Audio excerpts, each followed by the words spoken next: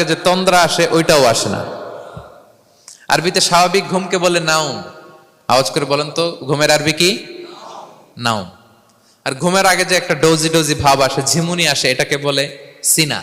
এটার কি বলে? আল্লাহ বলে লা তাখুযুহু সিনাতু ওয়ালা নাওম, আমি আল্লাহর ঘুম নাই, ঘুমের আগে যে তন্দ্রা আসে ওইটাও নাই। তো আপনি ওই টাইমে আল্লাহর রঙে রঙিন হতে চান, আল্লাহ ঘুমায় না তো আপনিও ঘুমান না। ঘুমের আর একটা গভীর নাম আছে, ওটার নাম হচ্ছে হুজুদ। আওয়াজ করে বলেন তো এটার নাম? ওটা মাঝ রাতে, শেষ রাতে যে একটা গভীর ঘুম আসে, এটার বলে হুজুদ।